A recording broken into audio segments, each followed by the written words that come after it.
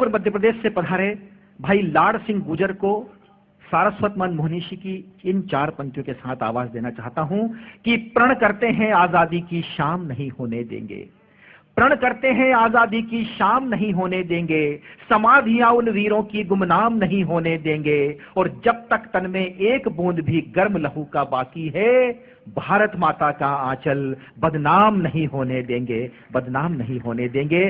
जोरदार तालियों से स्वागत करिएगा भाई लाड़ सिंह गुर्जर शाहजहां।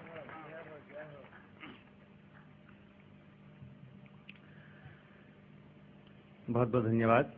श्रद्धेय भाटी जी ने राष्ट्रभक्ति का माहौल बनाया है। मंच पर बैठे मंची साहित्य के सुमेरु श्रद्धेय सत्तन जी और समक्ष बैठे सारे काव्य रसिक श्रोताओं को प्रणाम करता हूं।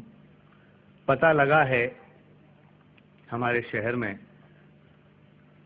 डीएसपी साहब अभी अभी आए हैं, उपस्थित हैं, कविता पाठ सुन रहे हैं।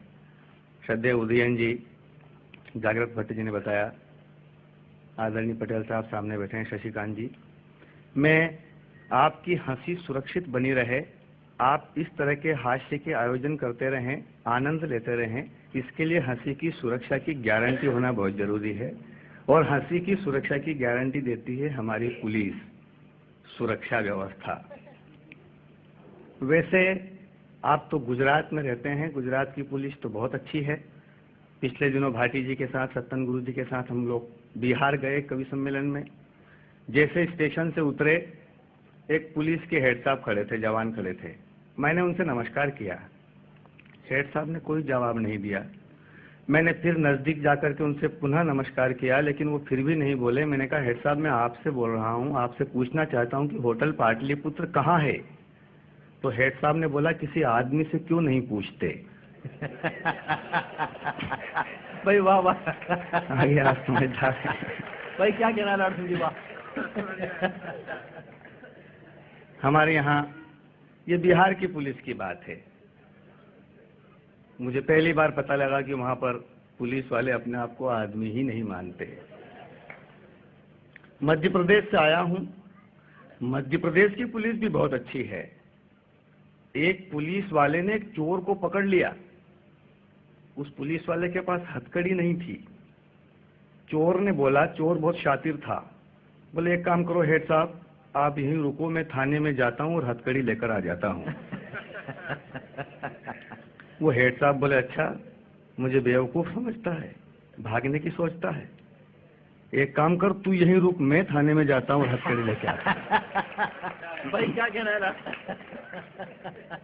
तो बहुत सारी बातें पुलिस के बारे में हमारे मंच के कवि लोग कहते हैं, मैं नहीं कहता, सिर्फ 2 पंक्ति कहता हूं हमारे नवागत डीएसपी साहब के सम्मान में, क्योंकि पुलिस विभाग सुरक्षा से बहुत महत्वपूर्ण काम से, सुरक्षा जैसे काम से जुड़ी होती हैं, इसलिए 2 पंक्ति कहता हूं कि दास्तान सिपाही की बस अनसुनी अच्छी, दास्तान सिपाही की, दास्तान सिपाही की बस अनसुनी अच्छी, न इनसे दोस्ती अच्छी।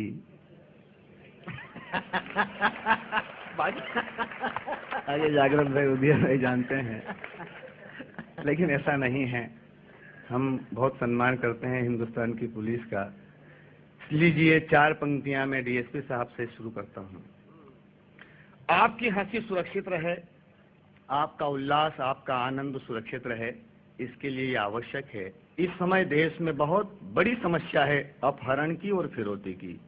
आतंकवादी किसी वीआईपी का अपहरण कर लेता है, बदले में जेल में बंद अपने साथियों की सूची सरकार को सौंपता है और फिरौती में उन्हें मांगता है। इस समस्या का समाधान 4 पंक्तियां पहुंचाता हूं। अच्छी लगे पूरे सदन का आशीर्वाद चाहता हूं, समर्थन चाहता हूं, पंक्तियां आप तक पहुंचाता हूं। कि उग्रवादियों को अब जेलों में न डाले जाएं, उनके संग क्रूरतम व्यवहार करना चाहिए। क्या बात है? उग्रवादियों को अब जेलों में न डाले जाएं, उनके संग क्रूरतम व्यवहार करना चाहिए, क्योंकि कल कोई उनको फिरौती में न मांग बैठे, इस बात का भी तो विचार करना चाहिए।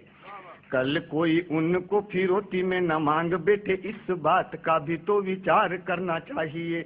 न रहेगा बांस तो बजेगी नहीं बांसुरी भी, मेरी एक राय को स्वीकार लेना चाहिए।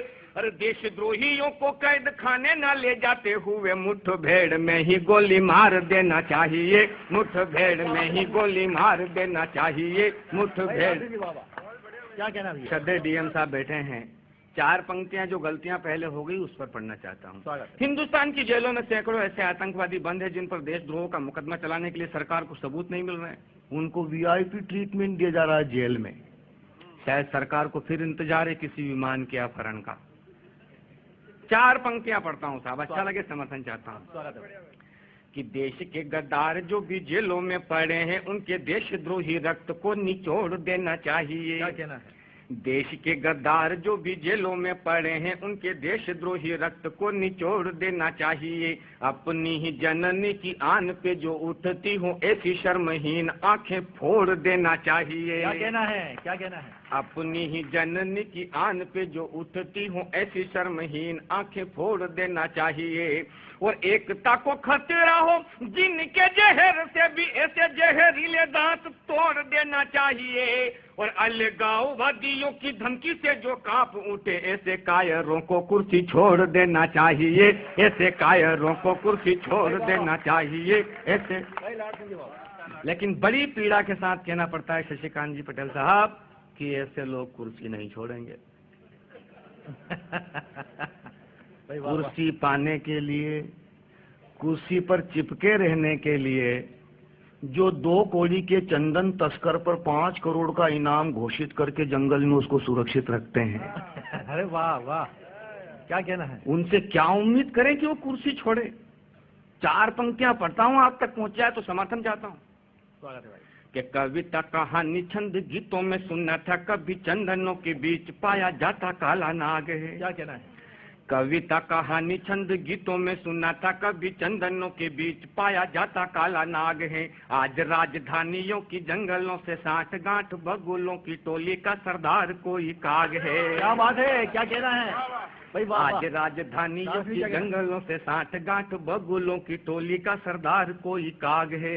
अरे बुझाने वालों की मुट्ठी में ही तो बारूद रखा, साफ लगता कि ये लगाई हुई आग है। अरे 2 मुख्यमंत्री एक तस्कर से हार गए, लोकतंत्र की छवि पे बदनुमा दाग है, लोकतंत्र की छवि पे बदनुमा दाग है, लोकतंत्र की।